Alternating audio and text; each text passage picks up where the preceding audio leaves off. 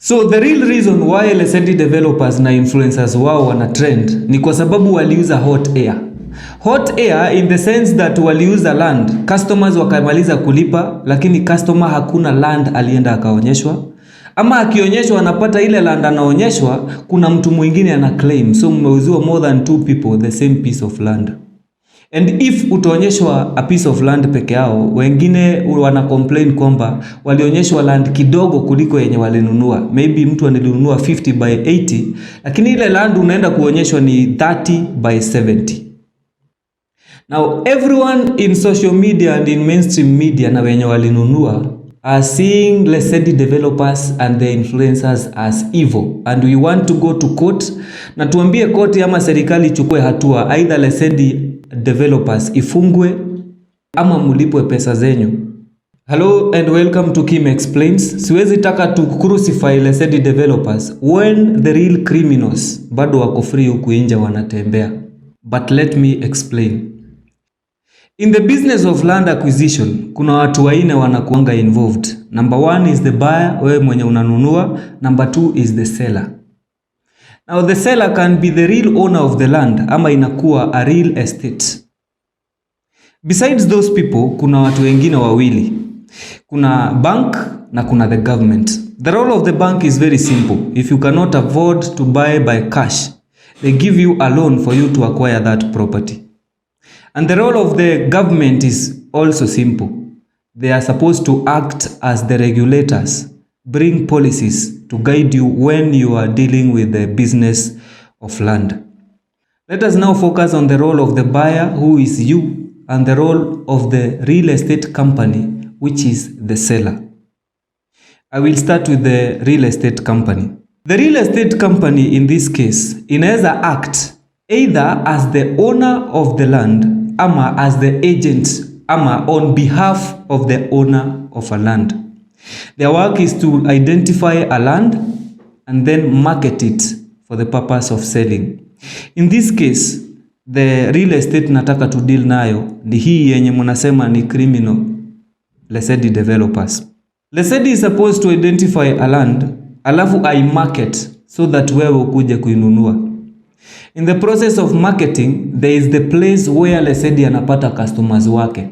That is either mainstream media, ama social media, ama wale watu wanaenda physically, wana attend to the offices za Lesedi Developers. Now, let's shift our focus on social media kwa sababu hapo ndio customers wengi wako. On social media, Lesedi Developers wana approach influencers wa social media. Say on Facebook, wana approach such influencers kama Karango Moraya, Mudhe Kegei, Diana Marua, and that is why wakati Lesedi walijipata kwa shida, hawa influencers walianza kutrend. I want you to understand that huyu influencer amelipo for the purpose of marketing, not because huyu influencer ana own hii land yenye ulikuwa unauziwa, but because akona following which you are part of. Now forget about that and now let us shift focus to you as the buyer. Remember, you as the buyer, uko na need of land. You need a land and then ume identify that you will buy a land through Lesedi Developers. Before you pay for that land, there are things that comes out of common sense that you must do and you should do before you buy that land. There's a process that you must follow. A process that is just out of common sense. I'm a layman, so I will use layman's steps to give you the 4 simple steps that you must follow. Number 1 is site visit. Kabla hujafanya kitu yoyote, lazima uvisit the site where the land is located. Ujue kwamba hii ndio land yenye nauziwa ama hii ndio land mwenye anakuuzia anataka kuuza. Uione ndio hiyo ina exist physically, because anyway it is land you are interested in. Number 2, after kuona land ndio hii, you must do a search, and this is where you visit the Ministry of Land. The purpose is to understand who is the real owner of this land, how long is this land, and where is it located.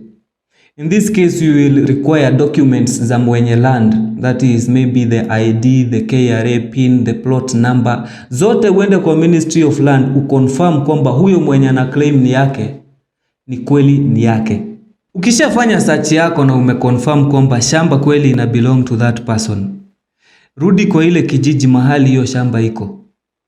Tafuta kamzee, ka veteran tu, mtu yeyote mwenye unajua, kamzee fulani kalevi hapo, kamekaa kwa hiyo kijiji for some years. Enda ukanunulie pombe ama ukanunulie motura. Kakiendelea kukula, mkiendelea kukua na raha, kaulize hiyo shamba ni ya nani. I'm sure katakupatia information that is important to that land. Kamzee kakiconfirm shamba ni ya nani na ina match na zile details umepata kwa ile Ministry of Land, now you can start preparing the sales agreement. Enda muagree na yule mwenye anakuzia cash ama unalipa na installments ama unalipa aje, but I prefer ulipe on installments. But in this process, remember to involve a lawyer. Ukuwe na lawyer wako na huyo mwenye anakuzia akuwe na lawyer wake. The moment umelipa the first installment, enda kwa ile shamba, fanya kitu yoyote yenye inaweza suggest that hiyo shamba imeuzwa kwa mtu mwingine.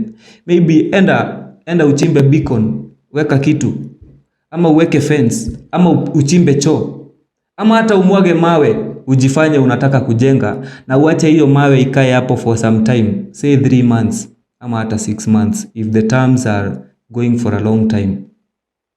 Kama within hizo 6 months hautapata mtu mwenye anakuja kuclaim kwamba hiyo land ni yake, then you know you are safe. You will know kama kuna mtu mwingine anaoni hiyo shamba, kwa sababu within that period lazima kutakuwa na mtu atakuja kukuchokoza aki-question kuhusu hiyo land. That is how you know whether the land is legit or not. That is how you know whether the land belongs to you or not. And now you can proceed to paying the full amount and processing the title deed. That is basically what the buyer needs to do before acquiring that land. But because of ignorance and laziness, Wakenya hatutaki kuchoka. Remember when I mentioned about influencers wa social media, how Lesedi Developers wanatumia influencers, nilitaja watu kadhaa.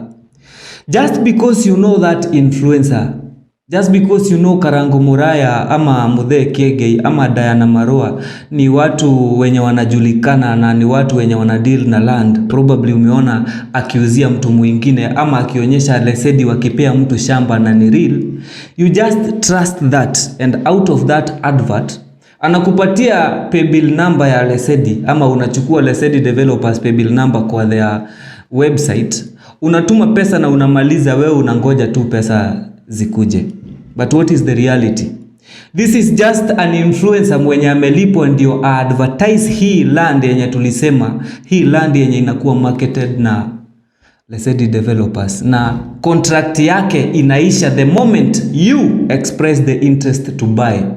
How you ignore the process, probably kwa sababu unaona ni kama ni long process, ama kwa sababu unaona wewe uko America so na unatafuta pesa, wacha pesa zako urushe Kenya ziendelee kukufanyia kazi. So you pay for something that you don't know where it is or who it belongs to, just because you know this influencer. Ama hata kama uko Kenya, unatembea unaenda kwa ofisi zao mahali wako, unakuta wako kwa mall wamerent a whole floor na wako na ofisi smart sana. So you pay for land that you have not seen just because wako na a very smart land or a very good office. Lakini sasa kampuni za real estate na watu wengine wenye wanataka kuwanyang'anya pesa walidanganya watu kwamba shamba ni title deed. Shamba sio mchanga. But I'm here to tell you that shamba ni mchanga. If you want to believe this, enda Githurai, Kayole, Kariobangi na mahali kwingi sana ukute watu wana survive, wamejenga magorofa na manyumba kubwa kubwa, lakini hawana title deed, wako tu na certificate of ownership. Hakuna mtu wako na title deed, lakini wako na land yenye wanaita yao. So shamba sio title deed, shamba ni mchanga. Kwanza jua vile utasecure hiyo land. So unalipa pesa zako ndio upatiwe makaratasi yenye imeandikwa title deed hapo juu, hata ikuwe na legit ama na muhuri ya kweli. Lakini ni ya shamba yenye hujui mahali iko na hujui ni nani anaiona. Tukikuwa na watu kadhaa, watu kama wewe, tuseme Lesedi wako na land yenye wanataka kuuzia ama kugawia watu 200. Watu 300 wanalipa kwa sababu wote wako Amerika, wengi wako Gulf ama wako nje ya nchi ama wako Kenya, lakini walichoka kufuata hiyo process. So kama land walikuwa wameplan itakuwa ya 200 people, kuna na 300 people ndio wamelipa, wako na excess ya 100 people wenye hawajui watapatia land gani. So they decide to work with the money yenye mmelipa so that later wata identify the land yenye mtakuja kugawiwa wale wenye mko excess. Ama hii land yenye iko wanaanza kukatakata kwa sababu in the process zile pesa zenye wangewarudishia nazo ndio walitumia kudevelop hii land yenye iko available.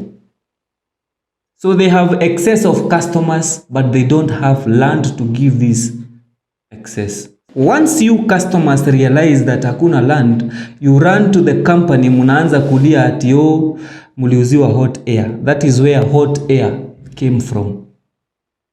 So tunakimbia kotini, tunaambia koti ifunge hii kampuni mara moja, huyu mtu afungwe, sijui lazima awalipe. But in the first place, even before you run to that court, you must ask yourself, did you do your part? Did you follow the due process? Did you do the due diligence? Ujue kama kweli hiyo kitu yako ina exist, hiyo kitu yenye ulikuwa unanunua. Na wakati koti itakuuliza what you did, what evidence will you place that you did due diligence? Mkiona mmekaliwa na vitu zenyu ziko about kupotea ama mkisuspect kwanza kwamba mliuziwa hot air, tunakimbia kotini. And the way our court are designed, or the way our laws, our land laws are designed, koti ama serikali inaanza kukimbisha huyu Lesedi developer. Okay? Akiona amekimbishwa sana na hakatai kwamba ako na pesa zenyu, ndio anakubali ako na pesa zenyu, hata anaonyesha transaction ako na pesa zenu. Lakini hizo pesa ashatumia, so anataka muagree vile atawalipa. Lakini we are not such patient. Akiona mmemsumbua sana, anakimbia to the same court. Anaambia koti, mimi sina uwezo wa kulipa hii loan. Declare me bankrupt. Yani ana file for bankruptcy. According to the law, international laws, not law ya Kenya peke yake. If anyone files for bankruptcy, it means that he cannot be able to pay debts. He cannot be able to pay debts to anyone. So anapewa ile right, he can exist without paying your debt. But zile pesa bado akonazo hajawarudishia. So akikuwa declared hivyo, pesa zako zina sink, you have no legal capacity to ask for your money. Pesa zako zimepotea, kampuni yake imepotea. That is how watu wanaanza kuspread rumors, siwezi nunua shamba kupitia kampuni. But I will tell you there are many examples of companies zenye zime succeed. Watu wakanunua, na kuna watu wengi sana wanaweza peana example ya vile walinunua shamba kupitia the same Lesedi yenye wewe una complain kuhusu. And they avoided such problems by using the simple steps zenye nimekupatia. And although we are crucifying Lesedi Developers for having such an arrangement ya kuuza shamba, follow me and subscribe to my YouTube channel, because the next part 2 of this, I will explain to you why you should consider buying through these companies. Thank you for watching. Don't forget to share this article and kindly leave a comment.